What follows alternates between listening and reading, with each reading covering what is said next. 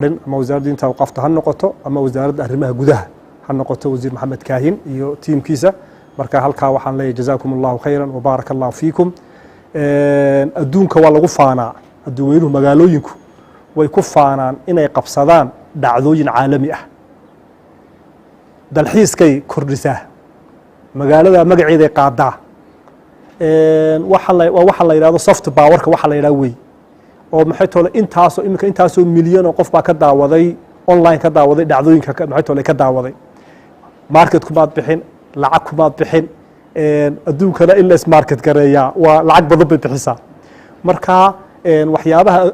waa talaamo magaalo heblaayo waa tal la yiraahdo waxa lagu qabanayaa tartanka gaariyada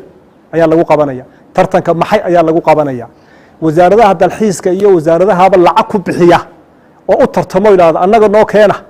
oo wad ogtiin iminka in la yiraahdo meel heblaayo waxa lagu qabanaya Olympic ba lagu qabanaya ama meel heblaayo koobkii adduunka lagu qabanaya tartanka adduunka ka dhaca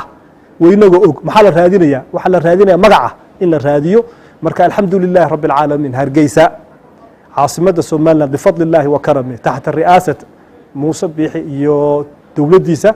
inay noqoto meel lagu soo hanto oo quraankiina lagu tartamo wacdiga iyo waanadiina lagu tartamo waxaan leeyahay jazaakumullahu khayran abaal baanu haynaa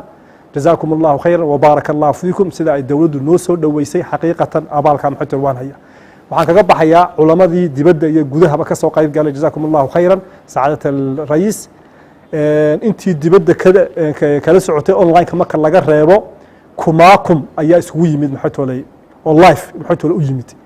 muxaadarada bilaabmasa 4 iyo barka la furayo dadku kowda duhurnimo ayay sii fadhiisan jireen dumar yar markaas intay qaacadu buuxsanto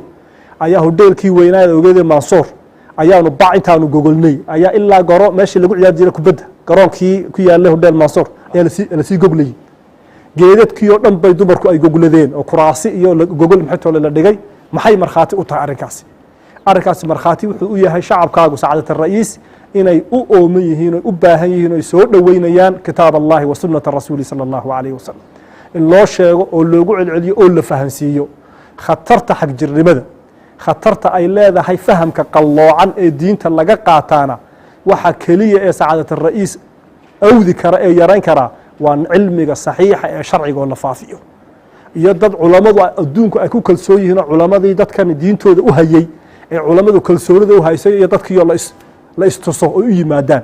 halkaas waa halka koowaad ee aynu ku yarayn karno waxa laala wixii khatar ku ah diin qalloocan oo ina soo gasha marka